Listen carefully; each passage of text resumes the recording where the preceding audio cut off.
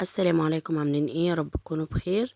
يوم جديد وفيديو جديد ان شاء الله الفيديو يعجبكم. النهارده هنعمل كنافه بسيطه جدا، الكنافه بالقشطه او الكنافه بالقشطه الكدابه، حاجه كده جميله. طبعا احنا مش هنقول زي المحلات بالظبط، بس حاجه جميله. طعم المحلات حاجه، والحاجات البيتي طبعا بيبقى لها طعم تاني. بس على قد ما بنقدر بنطلع الحاجه كويسه، موفرة عن بره. طبعا الحلويات كلها انتوا عارفين اسعارها بقت غالية جدا. تعالوا نبدأ بقى الفيديو ونشوف هنعملها ازاي. قبل ما نبدأ الفيديو لايك وشير ونسمي ونصلي على الرسول، اللهم صل وسلم على سيدنا محمد. كده انا معايا هنا الكنافة دي طرية، بس انا جايباها طويلة كده، فانا بحاول كده افركها عشان افككها من بعضها. انا ما حطيتهاش ليه في الفريزر وفركتها زي ما بعملها كل مرة، لا انا عايزاها كده تبقى فيها طول شوية، مش عايزاها اللي هي المفرفتة قوي ديت الصغيرة، لا. فانا بحاول كده اقصها بالمقص، يعني زي قد سنتي ونص كده. دي بتبقى حلوة قوي في الطريقة دي. هحاول بقى اقطعها كلها، واحاول كمان افرفتها من بعضها عشان ما تبقاش ملزقة بالطريقة دي. هخلص كل الكمية معايا. على فكرة الكنافة بالطريقة دي مش بتاخد كمية سمنة خالص، يعني حاجة بسيطة قوي قوي.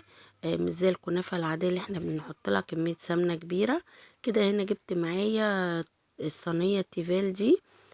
دي صينية كبيرة، مقاسها كبير جدا، لان انا كمان جايبه الكنافه كبيره. وجبت كده ماده دهنيه، سمنه او زبده اللي موجود عندك، ولو يفضل لو هي سمنه بلدي كمان بتدي طعم احلى.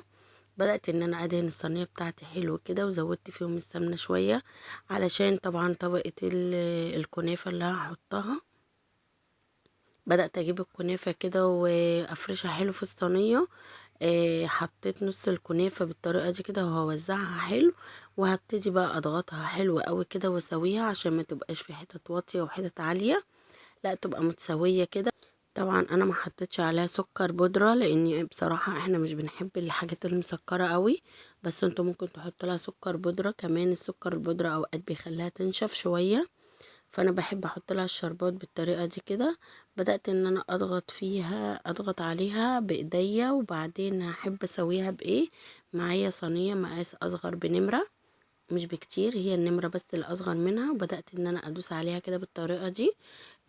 بجد بتسويها حلوه قوي، وبتضغطها كمان، ما بتخليهاش تفرفت بعد السوا، لا بتضغط حلو كده بالطريقه دي. بدات ان انا اضغطها بس كده، شايفين اتساوت كده وجميله اهي. بدأت بقى ان انا اعمل حافة كده للصينية، علشان الحشوة بتاعتي ما تخرجش بره، او ما تسحش كده على الكنافة من بره وتتحروق. لكن الحافة دي بتحافظ على الحشوة كلها جوه الصينية، ما فيش حاجة بتخرج منها. يعني الخطوة دي مهمة جدا. بس كده طبعا، عشان ما شاء الله كمية الكنافة كتير، فمساعداني ان انا اعمل اللي انا عايزاه فيها. الطريقة دي بسيطة جدا، واي حد يقدر يعملها بكل سهولة. بس كده بدأت ان انا اجيب بقى الحشوة بتاعتي دي. كانت القشطة الكدابة او المهلبية زي ما بنقول عليها. ده كده كان نص كيلو حليب كامل الدسم، اللي هو حليب اللي هو السايب الطبيعي ده مش معلب. وحطيت عليهم 3 معالق نشا، وحطيتهم على النار، وباكو فانيليا، و3 معالق سكر، وبدأوا يتماسكوا كده.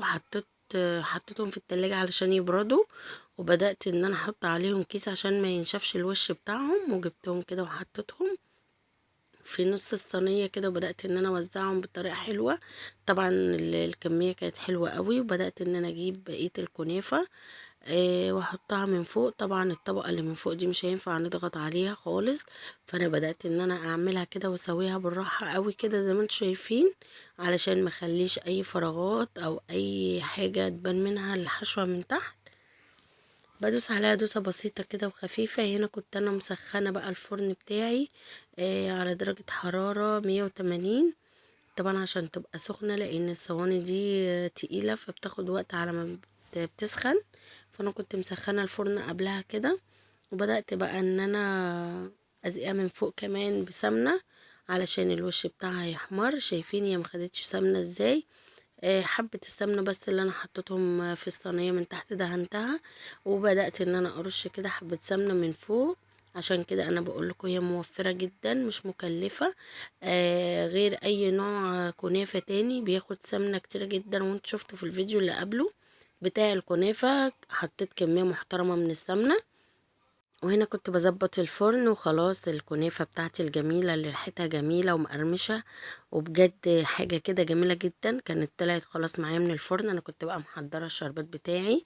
انا بصراحة كان عندي شربات من الاول، لكن لو هتعملي شربات من الاول هقولك هيتعمل ازاي. بس في خطوة كده، اللي ما عندهاش فرن او الفرن بتاعتها بايظة هنقولك هتعملي الكنافة.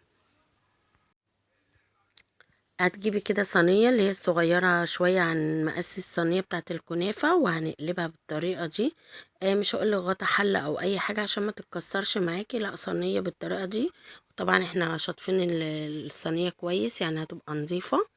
وهتقلبي الصينية بالطريقة دي كده. الطريقة دي سهلة جدا، لو انت ما عندكيش فرن او كده هتعمليها على عين من فوق عادي جدا. هنقلبها بالطريقة دي كده، وهنبتدي بقى نرجعها كده على الوش اللي من تحت في الصينية تاني وهنرجعها. لكن انا عندي هنا عشان انا مسويها على الفرن فهي واخدة لون الحمد لله من تحت ومن فوق، فانا مش محتاجة ان انا اقلبها. فحاول ارجعها تاني مكانها. انا بس وريتكم الخطوة دي علشان اللي ما عندهاش فرن. الطريقة دي كويسة جدا، بس بلاش نحطها على غطا حلة او اي حاجة، لازم نحطها على سطح متساوي علشان ما تتكسرش او تتقسم نصين. انا هبتدي بقى ارجعها تاني الصينية زي ما انتوا شايفين كده. طبعا انا الشربات او السيرب زي ما قلت لكم ان انا كنت محضراه قبل كده، كان عندي يعني متبقي من بقية الحلويات اللي قبل كده. لكن لو انتي مش عندك طبعا شربات الكنافة بياخد، لو هتعايري بالكوباية هيبقى كوباية ونص من السكر على كوباية مية، او لو هنزود بقى الكمية على حسب ما احنا عايزين هنقدر نزود بالتساوي. هيبقوا 3 كوبايات من السكر على كوبايتين من المية، نفس الكوباية هي اللي هنعاير بيها المية هي اللي هنعاير بيها السكر. ونحط معانا باكو من الفانيليا، او هنستنى يبرد بقى ونحطه على الكنافة. انا بصراحة الشربات ده يعني انتوا لو بتحبوا الحاجة مسكرة بزيادة يبقى هتزودوا كمان الكمية، لكن احنا مش بنحب الحاجة مسكرة قوي او اللي هي غرقانة يعني في الشربات بتاعها. فانا حاولت ان انا قللت كده من الشربات عشان بجد احنا نفسنا بتجز قوي من الحاجات المسكرة زيادة عن اللزوم. فهي كده بالنسبة لنا احنا كويسة جدا، لكن بالنسبة لأي حد تاني بيحب السكريات يقدر يزود في كمية الشربات او يشبعها كده بالشربات زي ما انتوا حابين او زي ما انتوا بتتقبلوا الكنافة او اي حلويات زي ما انتوا عايزين بالظبط تعملوا. اهم حاجة توصلوا لمقادير كويس وتعملوا الطريقة كويس. بعد كده انتوا تقدروا تزودوا وتقللوا في اي حاجة انتوا عايزينها. بس كده هسيبها بقى 5. بس الكنافة دي طبعا عشان هي طرية من جوه يستحسن ان اول ما نزقها من الشربات ناكلها على طول وقتها، لان بجد الكنافة دي بتشرب الشربات بطريقة سريعة جدا جدا. يعني مجرد ما هتحطوا الشربات كده في ثانية هتلاقوه اختفى، لان هي طبعا طرية من جوه فبالتالي هتشرب الشربات. هبتدي بقى اقطعها، تقدروا تقطعوها زي ما انتوا عايزين. انا قلت اقطع لكم كده مثلث عشان اوريكم الحشوة عاملة ازاي وهي الكنافة متماسكة ازاي. بجد طريقة سهلة وموفرة ومش بتاخد سمنة زي ما انتوا شفتوا كده، هما بس 3 معالق سمنة بالكتير، وكانت بقت تمام وجميلة وطعمها جميل جدا جدا. شايفين القطعة طالعة الحمد لله مش مفرفتة، متسوية، تقدروا تاكلوها بشوكة او بايديكم كده. بجد طعمها جميل جدا. حابة بقى تضيفي اي حاجة كده للمهلبية او القشطة الكدابة اللي احنا عملناها دي. ممكن تضيفي ليها لو عندك اللبن، لو عندك وش اللبن انتي حاطاه في التلاجة يعني زيادة عندك او ان انتي مخزناه، ممكن تحطي معلقتين كده بجد بيدوله دسامة كده وبيدوله طعم حلو قوي. حابة تحطي اي حاجة او الحشوة اللي انتي عايزاها كمان ممكن تغيري في حشوة الكريمة، ممكن تحطي اي حشوة انتي عايزاها، ممكن مكسرات بس كمان ممكن تعمليها من غير اي حاجة ولا حشوة ولا مكسرات ولا اي حاجة، برضه تطلع من ايدك زي العسل وجميلة ومش هتقول لا. المهم ان احنا نعمل لاولادنا الحاجة في البيت، المهم ان احنا ما نحرمهمش. ربنا يحسن ما بين ايديكم يا رب، ويا رب الفيديو يكون عاجبكم، وبجد لو عجبكم ما تنسونيش في لايك وشير وتعليق يشجعني بجد. ان شاء الله استنوني فيديوهات تانية كتير بأمر الله، واشوفكم على خير يا رب كده في فيديو جديد.